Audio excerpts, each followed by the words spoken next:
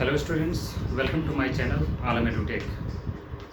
पिछले क्लास में हम लोग परसेंटेज पढ़ रहे थे और उसमें हम लोगों ने बेसिक कॉन्सेप्ट को समझा था और आज हम फिर परसेंटेज को आगे बढ़ाते हैं। तो लास्ट में हम लोग परसेंटेज का यही पढ़ रहे थे कि कैसे इजीली बिना कैलकुलेशन के भी हम बहुत सारे परसेंटेज को फाइंड आउट कर सकते हैं। तो उसी कड़ी में हम लोग आगे बढ़ते हुए ये समझते हैं, ये हम easily calculate percentage in mind, हम दिमाग में इजीली कैलकुलेट कैसे करें परसेंटेज को। मान लीजिए कि कहीं हम जाते हैं कुछ सामान खरीदने, वहाँ पे दुकानदार बोलता है कि इस सामान पे MRP भी आपको 10% हम लेस करेंगे या 15% लेस होगा या 20% लेस होगा। तो वहाँ पे हम तो कैलकुलेट नहीं कर सकते हैं ना, हम आप एक रफ अंदाज़ा दिमाग में लगा सकते हैं कि हाँ ये MRP है तो इतना हमारा माइनस हो जाएगा। अगर 15% लेस कर, अगर किसी पे, इसको समझ लेते हैं क्वेश्चन से। यहाँ पे easily calculate percentage in mind. अगर किसी, सबसे पहला एक यहाँ पे है कि 10% ऑफ एनी नंबर्स अगर आपको निकालना, ये बहुत आसान है। किसी भी नंबर्स का 10% निकालना बहुत आसान है। करना क्या है, just put decimal after 1 digit from right side. दाहिने तरफ से एक अंक के बाद आप एक डेसिमल डाल दीजिए, वो आपका जो संख्या आएगा वही 10% होगा उस संख्या का। जैसे हम एग्जांपल लेते हैं, 800 का 10% कितना होगा। 800 में हम राइट साइड से 1 डिजिट के बाद डेसिमल बिठा दिए तो हमारा 80 होगा। उसी तरह से 890 का 10% कितना होगा, तो जस्ट हम दाहिने साइड से एक अंक के बाद डेसिमल लगा दिए तो 89 हो गया। जिस ऐसे डिजिट जिसके लास्ट में 0 लगा हुआ तो बहुत आसान है, लेकिन जैसे ही हम आगे बढ़ेंगे तो सब में तो 10% इज वेरी इजी। 675 का 10% हमें निकाल, 675 का 10% हमें निकालना है, तो जस्ट दाहिने साइड से एक अंक के बाद हम डेसिमल लगा दिए तो ये 67.5 हो गया। अब इसके आगे का हम कैसे करें, 15% निकालना हो, 20% निकालना हो, 30% निकालना हो तो कैसे करें, आइए इसको समझते हैं। 10% ऑफ 800 हमारा हो गया 80, इजिली दाहिने साइड से एक डेसिमल बिठा दी, 80 हो गया। अब 15% कितना होगा 800, 15% का मतलब क्या होगा, 10% जो 5%, यही ना हुआ। 15% का मतलब क्या हुआ, 10% प्लस 5%, 15% हो गया ऑफ 800। हम 10% ऑलरेडी निकाले हुए हैं 80, ठीक है। ऊपर मालूम है कि 800 का जो 10% होगा, दाहिने से एक डेसिमल है तो 80 होगा, और 80 का हाफ जो होगा वही 5% होगा। जब 80 10% तो 5% 40, तो 80 में 40 ऐड कर देंगे तो ये 120 हो गया। मतलब 800 का 15% 120 हुआ। कैसे हुआ यहाँ, मतलब मैं माइंड में कैलकुलेट करके बता रहा हूँ। अब उसके बाद आगे बढ़ते हैं 20% ऑफ 800, ये भी बहुत आसान है। आप जो 10% आया उसी को 2 से मल्टीप्लाई कर देंगे तो हमारा 20% निकलता है। 880 मल्टीप्लाई बाई 2, 80 हमारा 10% और 10% ऐड 10% 20 हो गया, तो ये हमारा 160 हो गया। 800 का 20% कितना होगा, 160 होगा। उसके बाद हम आगे बढ़ते हैं 25%। 25% 800 का कितना होगा। ऐसे तो हम ये पिछले क्लास में पढ़ लिए थे कि 25% होता है किसी भी चीज़ का 1/4 होता है, 1/4। तो आप इजीली चाहिए तो 200 लिख सकते हैं इसको, ठीक है, क्योंकि 200 जो है 800 का 1/4 है, 1/4 है। 200 को अगर हम 4 बाई मल्टीप्लाई कर करेंगे, 200 का टेबल करेंगे तो 200 4 सा 800 होगा। तो हमें मालूम है कि 800 का आधा 400 होता है, 400 का आधा 200 होता है, तो 1/4 किसी भी संख्या का 25% होता है, ठीक है। तो ये डायरेक्टली आप लिख सकते हैं। 30% में वही करना, या नहीं इस तरह से लिखना है तो यहाँ पे आप 15% निकाले हुए हैं, 20% और 10% को ऐड कर दीजिए, 120 में 80 जोड़ देंगे तो 200 हो जाएगा। अब उसी तरह से 30% किसी नंबर्स का निकालना है तो हम 800 का 30% तो वही 80 हुआ हमारा 10%, इसको 3 से मल्टीप्लाई कर देंगे तो 240 हो गया हमारा 30%। उसी तरह से किसी का 50% तो बहुत आसान है, किसी भी संख्या का आधा जो है, हाफ इज द 50%, मतलब 1/2, इसको हम लोग 1/2 भी बोलते हैं 50% को। और 25% को हम लोग पिछले क्लास में पढ़े थे 1/4 होता है, 1/4 बराबर 1/4 इक्वल टू 0.5%। तो यहाँ 1/2 किसी का हाफ होता है, 1/2 को 50% होता है। 50% 800 का 50% कितना होगा, 400। इस तरह से आप निकाल सकते हैं और ऐसे भी आगे आप कर सकते हैं। ये एक एडिशनल चीज़ है परसेंटेज को इजी वे में थोड़ा कैलकुलेट करने का। अब पेन पेपर हम हर जगह तो नहीं ले जा सकते हैं, दुकान में जाते हैं कहीं तो होता है कि हम आपको इस पर 15% लेस कर रहे हैं या 10%, तो हम एक माइंड रफ आइडिया लगा सकते हैं, ठीक है, कि हमारा लगभग इतना कम हो जाएगा। ये हो गया क्लियर। ये छुटा हुआ था तो इसलिए हम सोचे कि इसको पूरा कर दे, उस दिन ये नहीं हो पाया था। तो अब हम लोग आगे बढ़ते हैं परसेंटेज के नेक्स्ट क्वेश्चन आंसर पे बात हुई थी।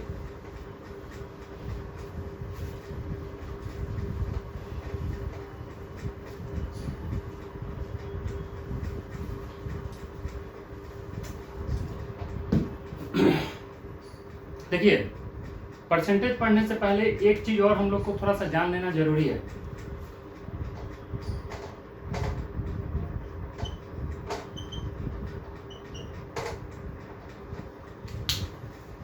थोड़ा सा इसके बस आपको ये पता होगा, रेशियो जिसको हिंदी में अनुपात बोलते हैं, थोड़ा सा अनुपात जान लेना जरूरी है। देखिए, होता क्या अनुपात, दो क्वांटिटीज का कंपैरिजन है। जैसे कि हम यहाँ लिखते हैं 2 पर्सन है,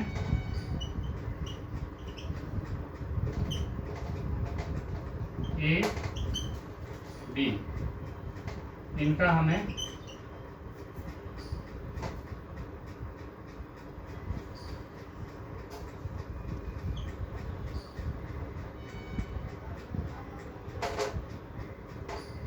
एज, ठीक है। तो दो आदमी हैं ए और बी, इनका एज हम लिख रहे हैं। ए है 16 इयर्स का, बी है 24 इयर्स का, ठीक है। तो क्वेश्चन यहाँ पे पहला क्वेश्चन ये राइज होता है, रेशियो ऑफ एज टू बीज एज। ए का एज का रेशियो बी के एज के रेशियो से क्या होगा, ठीक है। तो ए का एज है हमारा 16, बी का एज है 24। रेशियो को ऐसे डिनोट करते हैं, मैथमेटिकल डिनोशन है। ये हमारा 16:24, या इसको हम लोग ऐसे भी लिख सकते हैं 16/24 फ्रैक्शन के रूप में। और इसको किसी कॉमन डिजिट से ऊपर नीचे काट सकते हैं। तो हम जानते हैं कि 8 2 16 और 8 3 14, ये आया 2/3। अब हमारा फाइनल जो आंसर हो जाएगा 2:3, ये हमारा आंसर हो गया, ठीक है।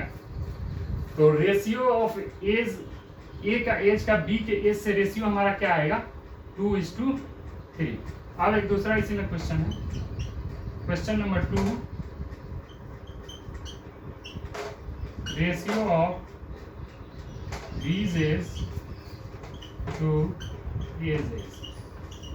बी का एज जो है, ए की एज से हमको रेशियो निकालना है। बी का एज है हमारा यहाँ 24 और ए का एज है कितना, 16।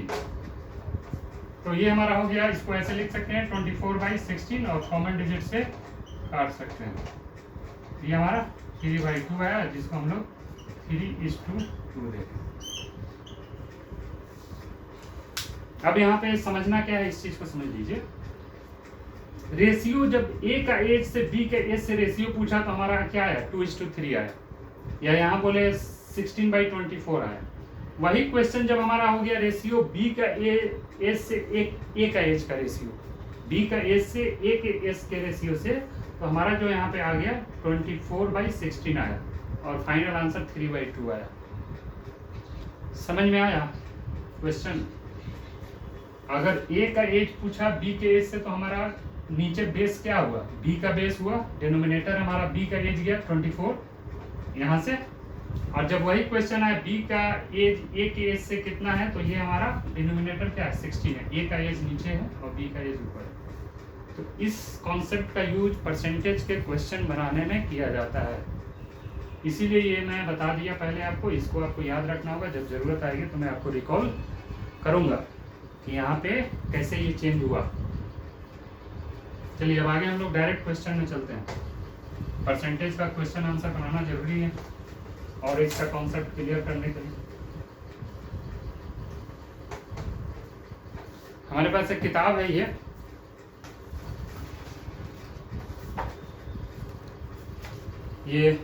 एनसीईआरटी की बुक है हिंदी मीडियम में, जो यहाँ गवर्नमेंट स्कूलों में चलता है। इसमें परसेंटेज का एक एक्सरसाइज है। एट डेसिमल 1 और यहाँ पे जो चैप्टर का नाम है इसमें राशियों की तुलना, चैप्टर 8, ठीक है। इसके हम लोग क्वेश्चन एक बनाते हैं। 8.1 का क्वेश्चन नंबर है 3। क्वेश्चन 3 लिख लेते हैं। 60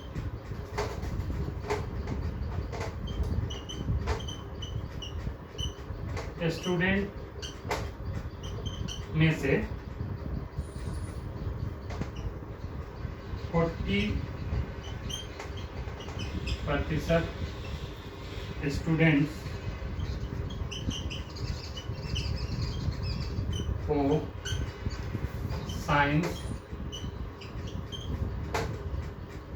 साइंस पसंद है, ठीक है। तो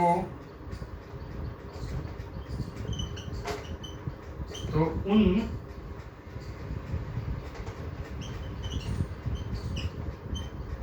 स्टूडेंट्स की संख्या बताइए।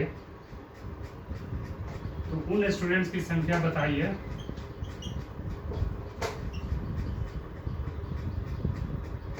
जिन्हें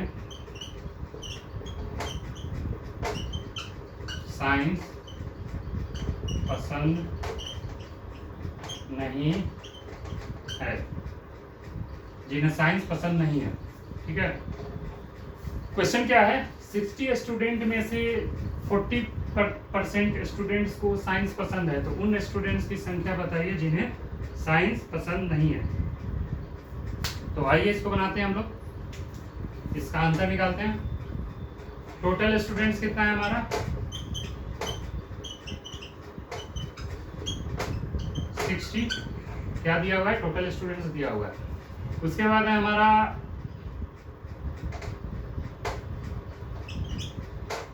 स्टूडेंट्स लाइक साइंस, 40% हुआ। ये परसेंट में दिया हुआ है, तो हम लोग यहाँ से निकालेंगे ना नंबर ऑफ स्टूडेंट्स। नंबर तो नहीं दिया हुआ है क्वेश्चन में। Number of students like science क्या हो जाएगा? 60 का 40%, 60 का 40%। ये चला गया यहाँ, ये चला गया यहाँ, तो बराबर हो गया 24। तो number of students like science कितना आ गया हमारा? 24 आया। तो number of student who don't like science, जो साइंस नहीं पसंद करते हैं, हम टोटल स्टूडेंट में से ये माइनस कर देंगे तो पता चल जाएगा, निकल जाएगा। टोटल 60 स्टूडेंट सही है, उसमें 40% साइंस है, वो हम संख्या निकालिए 24 है। तो number of students who don't like science क्या हो जाएगा? 60 में से अगर हम 24 माइनस कर दें हमारा, तो ये कितना आ जाएगा? 36। ये एक आंसर हो गया हमारा इस क्वेश्चन का। ये हम उस मेथड से बनाए हैं जो मेथड हम स्कूलों में बनाते हैं। स्कूल में हमारा डिस्क्रिप्टिव एग्जाम होता है, तो ये हमारा अप्रोच रहेगा। अब आइए बात करते हैं कंपटीशन के अप्रोच से। अगर इस तरह के क्वेश्चन वैसे एग्जाम जो एमसीक्यू बेस्ड होते हैं, 4 ऑप्शन दिए हो, 4 या 5 जो भी ऑप्शन दिए हो, ऑब्जेक्टिव जिसको बोलते हैं, उसको कैसे बनाएंगे आइए उसको भी देख लेते हैं। ये तो हो गया जो बनाए हैं,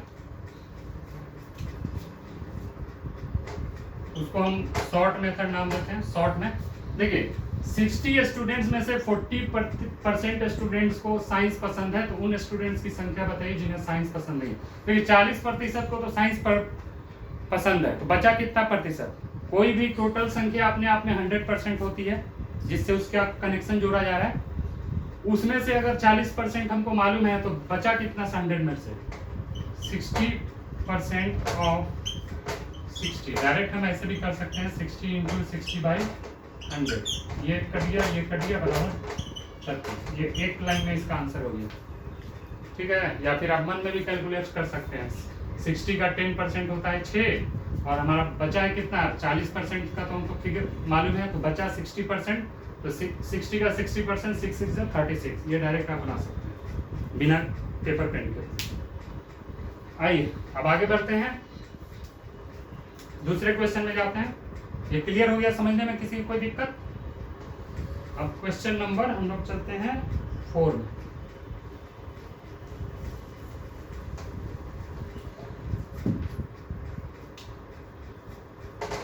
इसी एक्सरसाइज में अगला क्वेश्चन है क्वेश्चन नंबर 4। ये क्लास 8 की बुक है,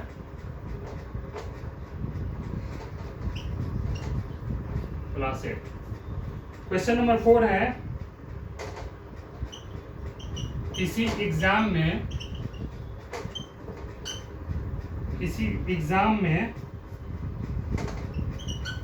पास होने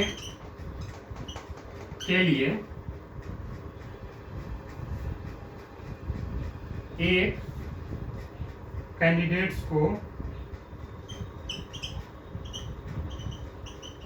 एक कैंडिडेट्स को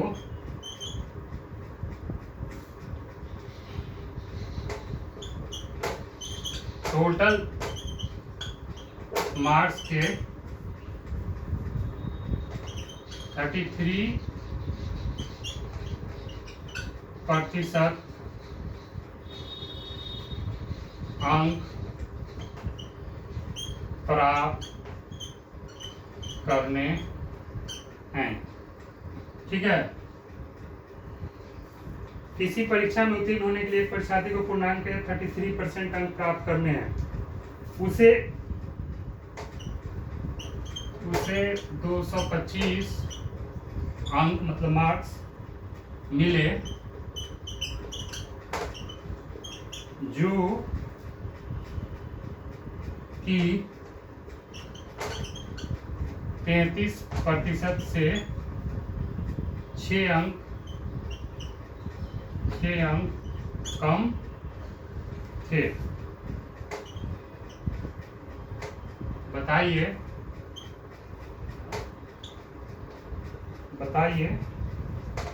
परीक्षा में टोटल मार्क्स क्या था। क्वेश्चन हम लोग समझ लेते हैं एक बार और। किसी एग्जाम में पास होने के लिए एक कैंडिडेट्स को टोटल मार्क्स के 33% अंक प्राप्त करने हैं। 33% अंक लाएगा तो पास होगा। उसे 225 अंक मिले जो कि 33% से 6 अंक कम थे। बताइए परीक्षा में टोटल मार्क्स क्या था। अब आइए इसको बनाते हैं हम लोग, ठीक है। देखिए इस तरह के सवाल में सबसे पहले जो है दिया हुआ है क्या लिखना पड़ता है, ठीक है, तो ये ज्यादा बेहतर से बनेगा।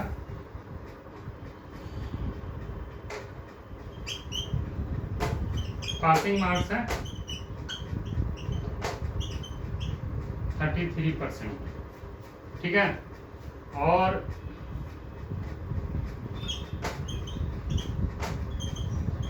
कैंडिडेट्स मार्क्स है 225। यहाँ पे देखिए एक चीज है कि ये कैंडिडेट तो ऐसे फेल हो गया इस एग्जाम में, लिखा नहीं है, लेकिन आप खुद समझ सकते हैं 33% से ये 225 लाया जो कि इससे 6 अंक कम है। लिखा नहीं हुआ है डायरेक्टली, लेकिन आप इसको समझ सकते हैं कि वो 6 मार्क्स कम लाया। अगर 6 मार्क्स और इसमें ला देता तो पास हो जाता, ठीक है। तो आइए इसको हम लोग बनाते हैं। टोटल मार्क्स हो गया हमारा इतना, मार्क्स स्कोर्ड हमारा हो गया 25। अब हमको टोटल मार्क्स निकालना, मान लेते हैं लेट टोटल मार्क्स इस टू हमारा x है, ठीक है। टोटल मार्क्स हमारा x है। अब कहने का मतलब क्या है कि ये x जो है टोटल मार्क्स, x का 33% क्या होगा। अगर x का 225 में 6 अंक हम ऐड करते हैं तो ये यही ना 33% होगा। तो x का हमको 33% जब पता चल जाएगा तो x ऑटोमेटिकली पता चल जाएगा, जो पिछले क्लास में डे 1 क्लास में हम लोग पढ़े थे, x का y%z। आइए इसको अकॉर्डिंग टू क्वेश्चन जो है हमारा, अकॉर्डिंग टू क्वेश्चन एक इक्वेशन बनाते हैं। x का 33% है हमारा कितना, 225 जोड़ 6, यही ना है। कैंडिडेट 225 अंक लाया, 6 अंक कम लाया, तो मतलब कि 6 अंक और इसमें ला देता तो उसका 33% हो जाता। तो वही हम लिख दिए, x का 33% हमारा क्या है, z है, x का y% बराबर z, तो यही ना 33% मार्क्स है। तो इसको बनाते हैं हम x इंटू 33 को हम अब फ्रैक्शन में चेंज करते हैं, 100 इसका टू कितना हो जाएगा, 231। अब देखिए 33x इसका टू हो जाएगा 231 इंटू 100, x इक्वल टू क्या हो जाएगा। अब आगे बढ़ते हैं इसको, अब x इक्वल टू क्या हो जाएगा, 231 इंटू 100 बाई 33। तो आइए इसको काटते हैं, 11 से 3 मतलब 33, 11 दूने 22 और 11 1 जा 11 हो गया हमारा।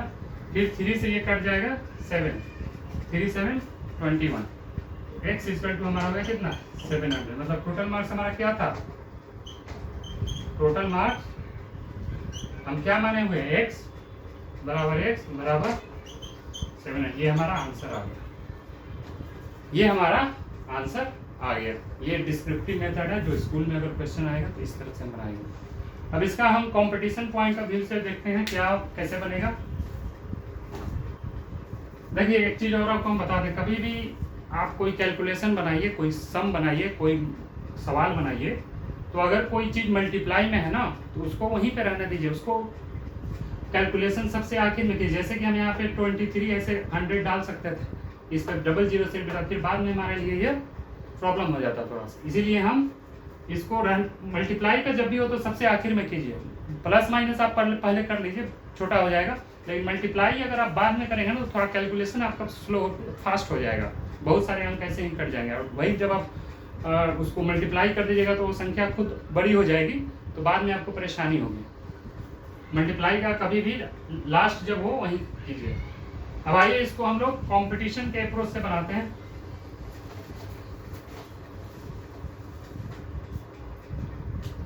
शॉर्ट मेथड में कैसे बनेगा देखिए,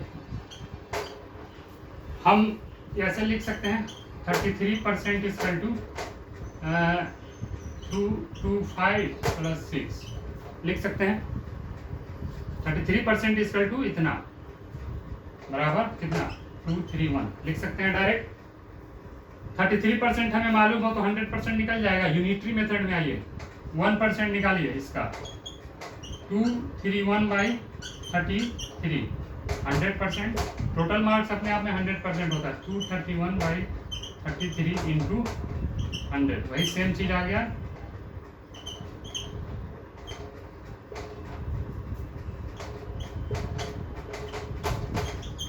हो गया, ये एक लाइन में बन जाएगा। ये बीच वाला हम स्टेप अगर एग्जाम में हमारे पास क्वेश्चन आएगा तो ये 1% हम डायरेक्ट नहीं लिखते, डायरेक्ट 33 के बाद 100, 2 लाइन में बन जाता है ये सवाल। ये कंपटीशन के पॉइंट ऑफ व्यू से ये हुआ। अब आइए अगला सवाल एक और बना लेते हैं ताकि और ये क्लियर हो जाए।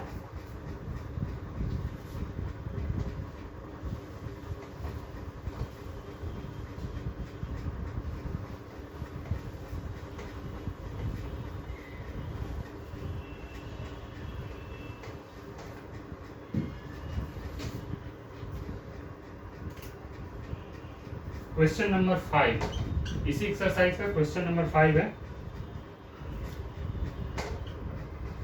रहीम अपना घर 8 बजे सुबह छोड़ देता है, 8 बजे सुबह छोड़ देता है, ठीक है। और उसी दिन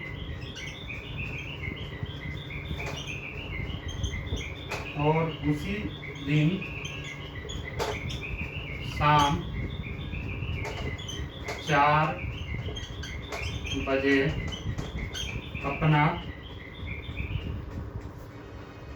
अपने घर लौट आता है। तो सवाल ये है, तो 24 घंटे का कितना प्रतिशत वह अपने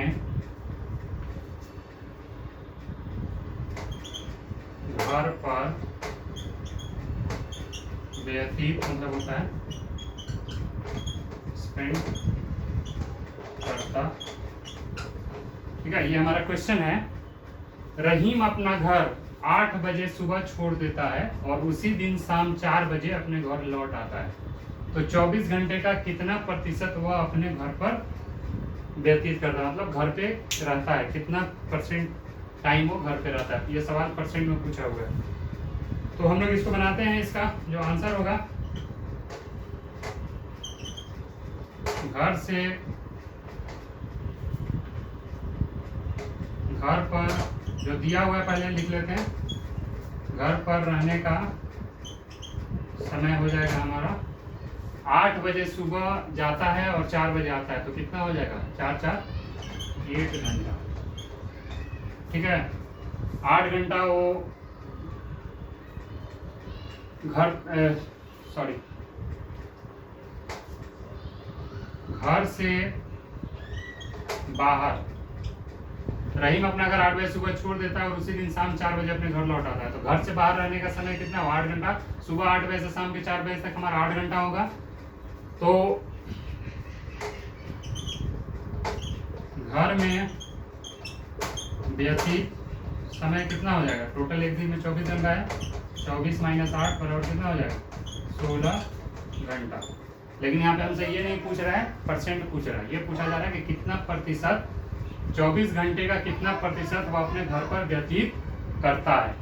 तो इसको बनाने के लिए हमको ऐसे बनाना होगा। आप x का y% भी बना सकते हैं।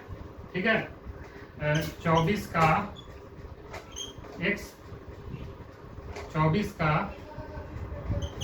y% 16।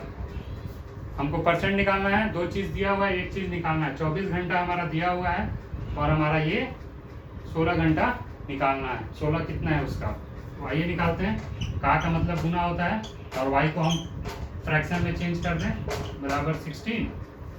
अब ये हो जाएगा हमारा 24, y इक्वल टू 16 इंटू 100 और y इक्वल टू हो जाएगा 16 इंटू 100 बाई आपका ये कितना हो गया 1600 बाई 24।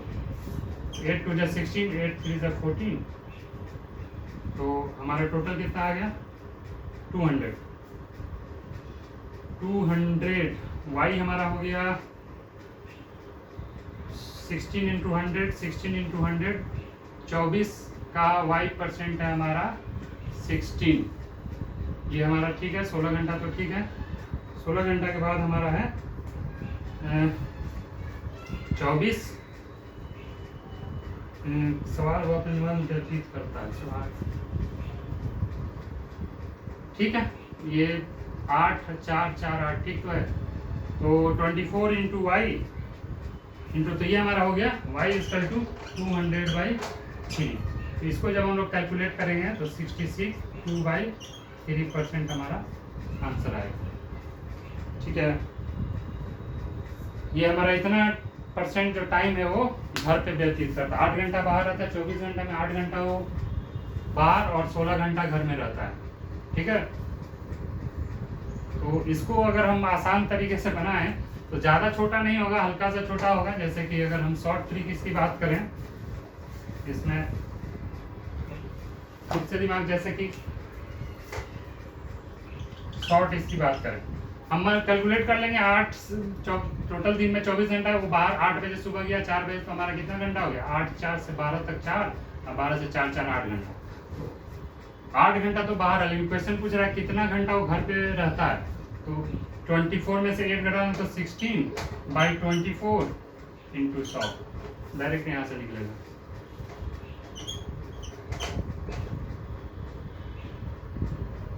इसको हम लोग को मालूम है,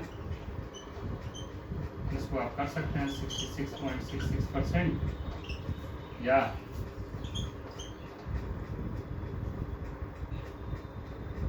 इतना पे रहने देते हैं। ठीक है, तो ये हमारा सवाल यहाँ पे बन गया। इसके अलावा और भी कुछ सवाल हैं जो चाहें तो आप बना सकते हैं और इसका कॉन्सेप्ट और क्लियर कर सकते हैं। ठीक है, अब देख लेते हैं एक क्वेश्चन और हम लोग। एक चीज यहाँ पे समझने वाली बात है जो मुझे पहले बताना चाहिए था लेकिन फिर भी मैं अभी बता दे रहा हूँ। ये क्लियर हो गया? चलिए,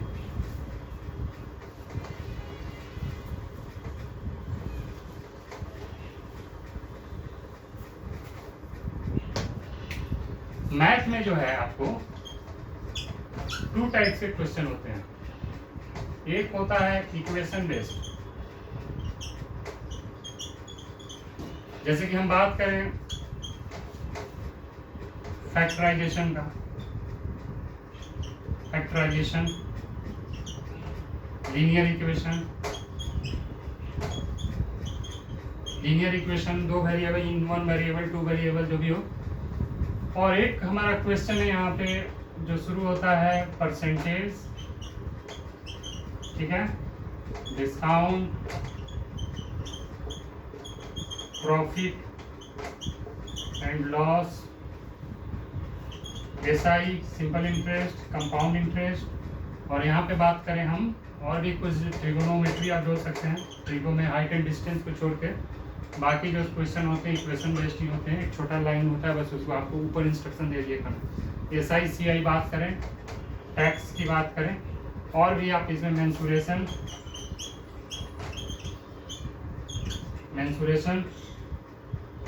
रेशियो एंड प्रोपोर्शन, ठीक है। और इसमें बात करें जो सवाल है रेशियो, प्रोपोर्शन, टैक्स हो गया, मेंसुरेशन हो गया, टाइम एंड वर्क, और भी बहुत सारी चीजें, पाइप एंड सिस्टम भी आ जाएगा आपको, स्पीड डिस्टेंस हो जाएगा। तो इसमें एक इक्वेशन बेस्ड होता है और दूसरा हमारा होता है स्टोरी बेस्ड। क्या है? Story based. Equation based question आपको पता रहता है करना क्या है, और लेकिन इक्वेशन स्टोरी बेस्ड जो क्वेश्चन है उसमें आपको क्वेश्चन का जो होगा उसको समझना पड़ेगा पहले, जिसमें सबसे ज्यादा आपको इसी सब में दिक्कत है। पहले क्वेश्चन को समझना पड़ेगा, फिर व्हाट इज गिवन वो आपको लिखना पड़ेगा, और what you need to find, question में क्या आपको पता करना है, क्या पता करने की जरूरत है वो आपको देखना होगा। बिना जब तक आप क्वेश्चन पढ़ के अच्छे से समझेंगे नहीं कि क्या दिया हुआ है और क्या निकालना है, तब तक ये क्वेश्चन आपसे सही नहीं बनेगा। तो इस चीज को समझ लेना जरूरी है, क्या दिया हुआ है, क्या निकालना है। इंटर रिलेटेड चीज, आपको एक्सरसाइज बनाएंगे तो शुरू में बहुत इजी क्वेश्चन आएगा, लेकिन जैसे ही आप आगे बढ़ते हैं क्वेश्चन का डिफिकल्टी लेवल इंक्रीज होते जाता है, बढ़ते जाता है। ठीक है, तो इसलिए मैं बोल रहा हूँ कि आप इसको समझना पड़ेगा अच्छे से, क्या दिया हुआ है और क्या निकालना है। तो इन सब में क्वेश्चन जो होता है 3-3 लाइन का, 2-2 लाइन का क्वेश्चन, एक स्टोरी होती है, उसको आपको समझना पड़ेगा। और क्या what is given and what you need to find, वो दिया हुआ है, कैसे पता करेंगे वो आपके ऊपर, कहीं कहीं पे आपको कनेक्शन दिया होगा, डायरेक्ट कोई चीज़ नहीं। अक्सर सवाल यही होता है कि 3 चीज़ की ज़रूरत है, 2 चीज़ दिया होता है, 1 निकालना होता है। ये आपको क्वेश्चन जब कोई एक्सरसाइज के स्टार्टिंग में सवाल होते हैं 2-3, जब ऐसे जैसे ही आप आगे बढ़ेंगे तो 1 चीज़ दिया रहेगा, 2 के बीच में कुछ रिलेशन कनेक्शन दिया रहेगा, आपको उन कनेक्शन से, रिलेशन से आपको फाइंड आउट करना होगा दूसरा चीज़, और तीसरा निकालना होगा। तो इस तरह के भी क्वेश्चन बहुत सारे आते हैं कॉम्पिटिशन में खासकर। इसीलिए इस पोर्शन से, ये जितना पोर्शन है, इसीलिए इस पोर्शन से जो कंपटीशन है, जो एमसीक्यू टाइप होते हैं, उसमें क्वेश्चन ज़्यादा होते हैं। इसमें इतना ज़्यादा घुमाया जा सकता है ना कि जिसको आप नहीं कर सकते हैं। एक एक क्वेश्चन को बनाने में आपको, अगर आप सही रास्ते पर नहीं जाएंगे तो आधा घंटा भी लग जाएगा।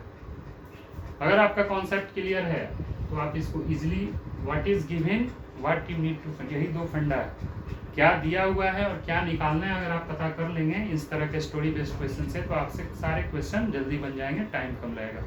चाहे वो स्कूल की बात हो, चाहे वो आपको कंपटीशन की बात हो। अब आइए हम लोग परसेंटेज का तो इतना हम लोग पढ़ लिए। नेक्स्ट क्लास में कुछ और क्वेश्चन भी करेंगे जो कंपटीशन में आए हुए हैं, बैंक में, एसएससी में, रेलवे वगैरह में। और इसको कुछ चीज़ें समझ लेते हैं परसेंटेज का।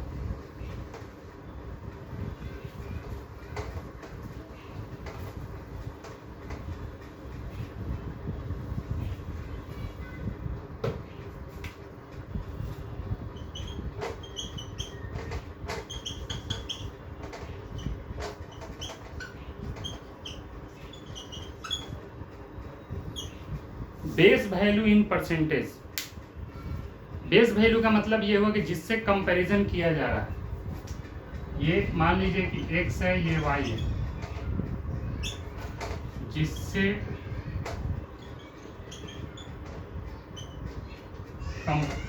तुलना या कंपेयर,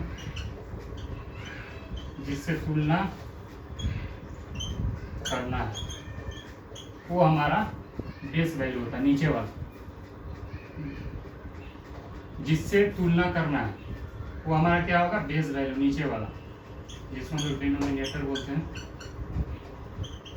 इस चीज को समझ लेना बहुत ज्यादा जरूरी है। परसेंटेज से सवाल बनाने दो जल्दी।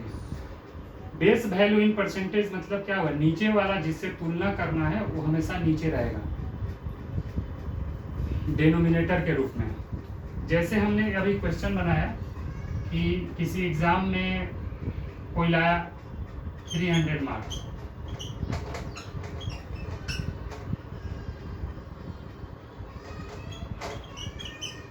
मार्क्स, स्कोर 300, और हमारा टोटल मार्क्स है एग्जाम का, पीएम जो है हमारा टोटल मार्क्स है हमारा 700, ठीक है, या मान लीजिए 500 है, टोटल मार्क्स हमारा 500 है। तो वो कितना परसेंट मार्क्स लाया, तो ये जो है ना, इस 300 का कंपैरिजन हो रहा है 500 से। मतलब जो है इसको ऐसे लिखेंगे 300/500। हमें मार्क्स ऐसे भी मिलता है स्कूल में, ऐसे ही जो हम लाते हैं ऊपर रहता है, जो टोटल मार्क्स होता है नीचे होता है। तो इस तरह से इसका हम लोग परसेंटेज बनाते हैं। लेकिन जब आपको स्टोरी वाला सवाल आएगा तो इसी चीज़ को आपको पकड़ना है। 60% स्टोरी वाला जो क्वेश्चन आएगा, किससे किसका पूछा जा रहा है, ठीक है। जैसे कि अभी हम रेशियो पढ़े हैं किस लिए, इसी चीज़ को समझने के लिए। अगर हम ए का एज बी से निकाले तो कुछ और आया, और बी का एज ए से निकाले तो कुछ और आया, तो यहाँ पे आप अगर गलती कीजिएगा तो आपका आंसर गलत आएगा। बेस वैल्यू जो डिनोमिनेटर में रखना है वो आपको पता होना चाहिए, ठीक है। अब यहाँ पे है कि मार्क्स स्कोर, तो हमको परसेंटेज मार्क्स स्कोर तो हम निकाल दें, ठीक है ना। अब क्वेश्चन उल्टा हो जाए, ये बोल दे कि टोटल मार्क्स जो है सिक्योर्ड मार्क्स का कितना है, टोटल मार्क्स है जो वो सिक्योर्ड मार्क्स का कितना है, तो हमारा ये हो जाएगा 500 ऊपर चला जाएगा, 300 नीचे आ जाएगा, 5/3, ठीक है। जो भी इसका परसेंटेज आएगा, हमें लगता है कि इसका जो परसेंटेज आएगा 3 हो गया 100%, और 1 का वैल्यू हो गया 33, 166 के आसपास इसका परसेंट काम हो जाएगा, ठीक है। तो ये चीज़ समझना पड़ेगा आपको क्वेश्चन के हिसाब से। तुलना किससे की जाए, जिससे तुलना की जा रही है उसका वो हमेशा नीचे होगा। तो कुछ रूल्स हैं, जैसे कि आप बिना उसके पता नहीं लगा पाएंगे। बेस वैल्यू का कोई रूल तो है नहीं बस, लेकिन थोड़ा बहुत कॉन्सेप्ट है, जैसे मैं आपको बता दे रहा हूँ।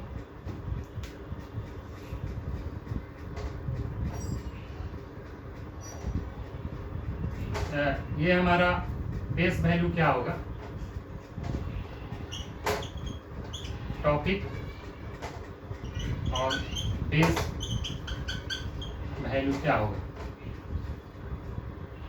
ये अगर मार्क्स वाला क्वेश्चन है, ठीक है ना, मार्क्स है, तो बेस वैल्यू हमेशा टोटल मार्क्स होता है।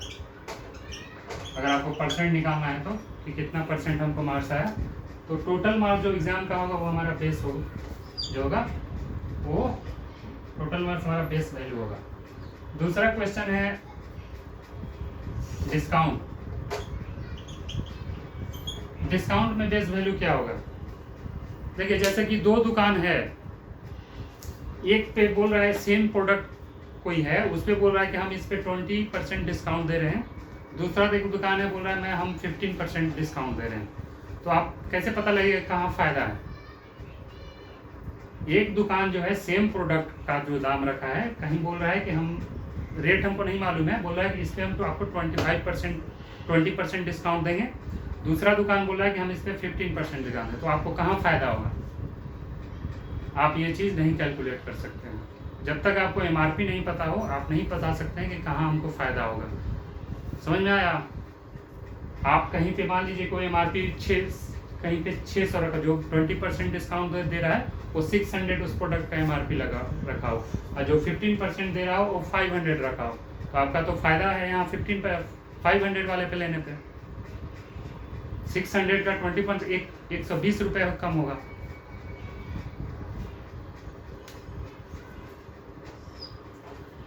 तो डिस्काउंट में हमारा होता है एमआरपी, ठीक है, बेस वैल्यू, जिससे हमारा कंपैरिजन होगा क्वेश्चन में। ये हम बता दे रहे हैं आपको एडवांस, लेकिन क्वेश्चन पढ़ के आपको थोड़ा समझना भी पड़ेगा।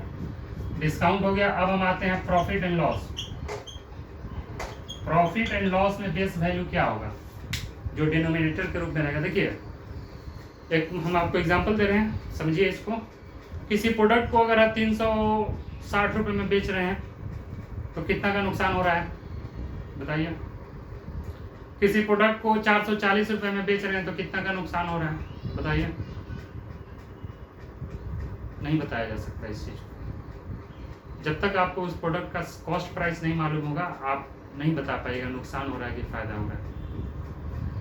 प्रॉफिट एंड लॉस में हमेशा जो बेस वैल्यू है आपका सीपी होता है, कॉस्ट प्राइस, ठीक है। जो सीपी होता है हमेशा कॉस्ट प्राइस आपका बेस वैल्यू होता है, ठीक है।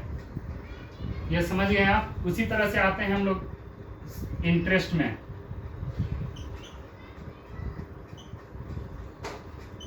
सिंपल इंटरेस्ट का जो क्वेश्चन है, मान लीजिए कि हम कुछ पैसा जमा किए हैं, ठीक है।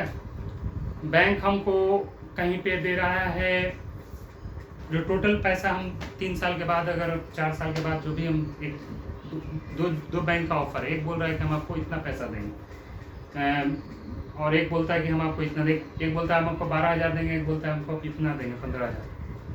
तो ये चीज़ डिपेंड करता है कि आप प्रिंसिपल क्या है। प्रिंसिपल जो है मूलधन आपका, ये जो है ना SI के सवाल में जो बेस वैल्यू होता है हमेशा आपका मूलधन होता है, प्रिंसिपल होगा। जब तक ये नहीं पता होगा आपको, मतलब इसी के बेसिस पे कंपैरिजन होगा कि आपका पैसा कहाँ पे ज़्यादा बढ़ेगा घटेगा, ठीक है, रेट के हिसाब से। ये सिंपल इंटरेस्ट का हो गया आपका प्रिंसिपल, और ये सही है, कोई दिक्कत नहीं है। तो ये इतना चीज़ क्लियर हो गया आपको कि बेस वैल्यू किसमें क्या होगा। मार्क्स में अगर हम लाएँ तो टोटल मार्क्स होगा, डिस्काउंट में लाएँ एमआरपी होता है, प्रॉफिट एंड लॉस में सीपी होगा, सिंपल इंटरेस्ट में हमारा मूलधन होगा, प्रिंसिपल होगा। और एक चीज़ समझ लीजिए, क्वेश्चन को अगर आसानी से बनाना है, कम टाइम में बनाना है, तो बेस वैल्यू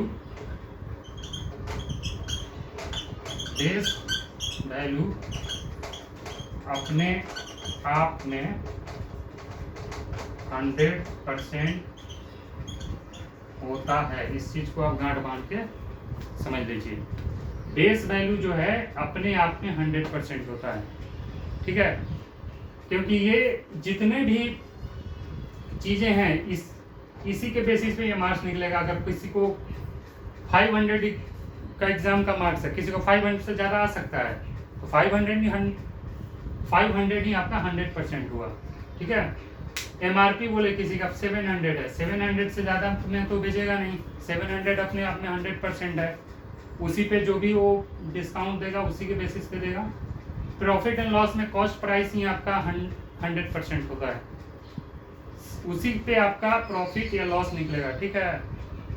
इसीलिए ये 100% हुआ। सिंपल इंटरेस्ट आपको मूलधन जो है प्रिंसिपल, उस पर आपको जो भी आपको पैसा कहाँ ज़्यादा मिल रहा है कम मिल रहा है ये पता होगा, तभी आपको पता चलेगा मूलधन। तो ये चीज़ आप याद कर लीजिएगा कि बेस वैल्यू जो है अपने आप में 100%। तो आपको सवाल बहुत आसानी होगी। वैसे स्टूडेंट जो कंपटीशन की तैयारी कर रहे हैं उनके लिए ये चीज़ को समझ लेना बहुत ज़्यादा जरूरी है। अगर स्कूल वाले बच्चे नहीं भी समझते हैं तो कोई दिक्कत नहीं है, उनको जो फॉर्मूला है उस हिसाब से हम लोग बनाएंगे और आंसर लाएंगे, उसमें कोई दिक्कत। लेकिन जो शॉर्ट ट्रिक में अगर आपको क्वेश्चन बनाना है एकदम कम टाइम में, तो ये आप एकदम याद कर लीजिए कि किस तरह के क्वेश्चन में कौन सा हमारा बेस वैल्यू होगा। और बेस वैल्यू अपने आप में 100% होता है। इस चीज़ को, दो चीज़ याद रख लीजिए, तभी हम लोग आगे जब शॉर्ट में बनाएंगे तो आपको समझ में आएगा। आज तक के लिए इतना ही रहने देते हैं। नेक्स्ट क्लास में हम लोग परसेंटेज के कुछ क्वेश्चन जो ऐसे जो बैंक SSC रेलवे के एग्जाम में आए वो बनाएंगे, प्लस हम डिस्काउंट पे भी डिस्कशन करेंगे। अब जो हमें पढ़ना है परसेंटेज के बाद इसका एप्लीकेशन, डिस्काउंट एप्लीकेशन है, प्रॉफिट एंड लॉस में परसेंटेज का एप्लीकेशन है, ठीक है। यहाँ कॉन्सेप्ट क्लियर, वहाँ सब क्लियर, सिर्फ समझना है। तो बस आज रहने देते हैं इतना ही, अगले क्लास में फिर हम मिलेंगे। और आपसे एक रिक्वेस्ट है कि अगर आपको हमारा वीडियो पसंद आए तो इसे ज़रूर लाइक कीजिए, और हमारे चैनल जो है आलम एडुटेक, इसे सब्सक्राइब कर लीजिए, और रेगुलर अपडेट पाने के लिए जैसे ही कोई वीडियो अपलोड हो आपको नोटिफिकेशन मिल जाए, उसके लिए हमारा चैनल सब्सक्राइब कर लीजिए। Okay, thank you, good bye.